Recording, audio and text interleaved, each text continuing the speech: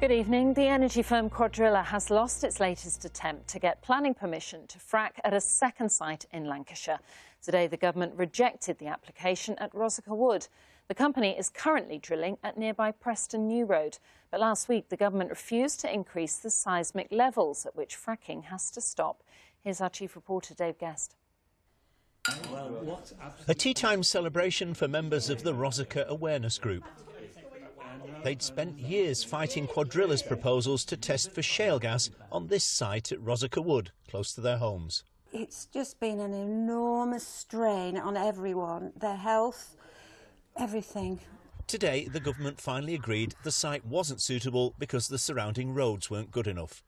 Although the Secretary of State was keen to stress that great weight attaches to the benefits of mineral extraction, the potential risk to people using the surrounding roads were just too great. I mean, it's taken us 5 years to get to this point, and to be honest, we weren't expecting a decision today, but I'm just absolutely over the moon. This site at Roseacre Wood is clearly unsuitable for fracking, but Frack-Free Lancashire takes the view that fracking anywhere is inappropriate, unsustainable and unsuitable. In the end, it wasn't any arguments over the possible environmental impact of fracking which swayed the Secretary of State. It was a practical issue of road safety. Basically, the issue of getting large vehicles onto and off of this site. That's what put paid to the prospect of fracking here. 3 miles away, Quadrilla's already been fracking at Preston New Road. In a statement, the company said that while today's decision over Roseacre was disappointing, we will continue to be focused on the shale gas exploration site at Preston New Road. And the protesters there will no doubt continue to focus their efforts on trying to stop them. Dave Guest, BBC North West Tonight.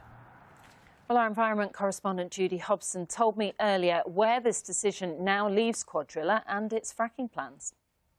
Well, they can appeal and they are thinking about what to do next. But, of course, they've already submitted very detailed plans of new routes to try and combat this problem with the trucks, and it didn't work. So it's hard to see where else they can go with this particular application.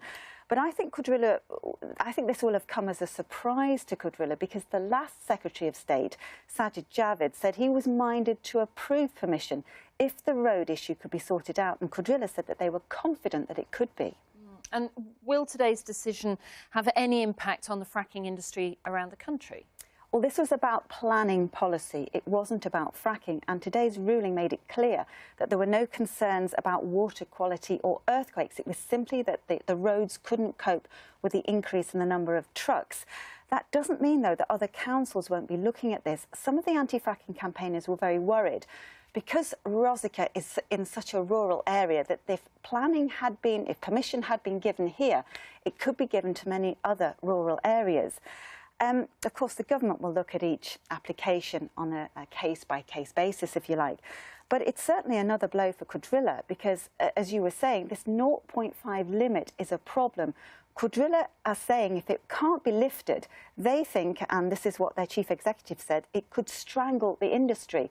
They were fracking at the end of last year and they went over that 0.5 limit on 8 different occasions. Quadrilla says it's not pulling out of Preston New Road, though. It's going to continue there. There's lots of gas there.